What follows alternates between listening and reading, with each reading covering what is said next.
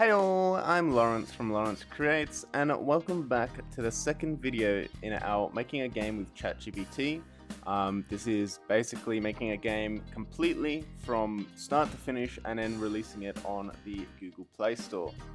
Now, I've decided that I'm going to change up my edits a little bit. It does take a really long time to get some usable information out of ChatGPT, and so I've decided to just sort of cut up the sort of clips and sort of just give you a quick glimpse of what I did instead of talking through the process and ending up with a really long video. So basically, the first thing that I ended up doing here was asking it to create me a shader for the beam. Now this took a lot longer than I thought it would, because I kept getting confused with the emission and that I wanted bloom and it would keep changing it up completely. But eventually, we got there, and now the beam that we get, it actually looks really good. So here it is, the completed beam that ChatGPT ended up making for us. Now it kind of uses a scrolling texture with some emission, and the scrolling texture that I'm using for it is actually just something that I ended up finding in Unity. Now keep in mind, I've added no assets at all to this Unity project. And I want it to stay like that. I want to try and use as many assets as possible that just come straight out of the box with Unity.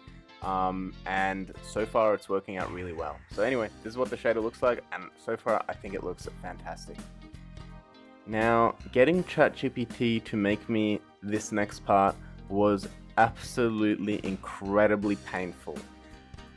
It was so annoying to keep ChatGPT on track that I almost lost my mind and was about to give up at this point. Now, in my mind, what I wanted it to do was very simple. I wanted it to basically, when two of the light beams merged onto one reflector, I wanted the basically the laser that bounced off to be a completely different color. Now, me and ChatGPT did so many different scripts. Like 3 of them ended up crashing Unity. It was so painful. Basically, I told it that I wanted it to change the line color if two of them converged at a reflector, and it was just so hard. It just didn't understand. So my final idea was to tell it that I wanted to add a new game item. So we've got our projectors, which emit our beam, and now I told ChatGPT that I wanted a Re-projector. This Re-projector could only be activated when 2 of the beams hit it. And when two beams successfully hit it, it would then basically combine those 2 colors, and those 2 colors would be the beam color of the Re-projector. And then that Re-projector acts the exact same as the normal projectors. We can bounce around that laser, and it's just absolutely incredible. Now, it took me so long to do this, but the end result is so cool. So here it is, the end result of all my pain for today. Now, I think it looks great. So basically what happens is if 2 beams interact with the projector, it'll basically like combine those colors into what it should be, and project. The Re-projector will end up projecting a completely different color. Now, if 3 or more colors end up hitting it, the Re-projector won't activate.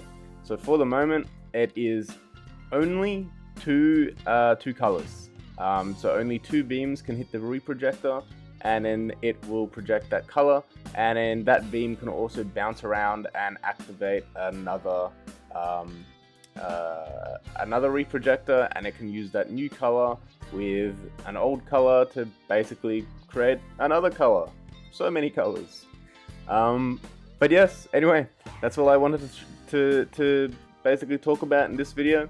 I hope you guys liked it. If you did, please give the video a like and subscribe if you want to see more. And I'll probably keep my edits very much similar to this for the rest of the series, just simply because now that the complexity of the scripts are getting, well, more complex,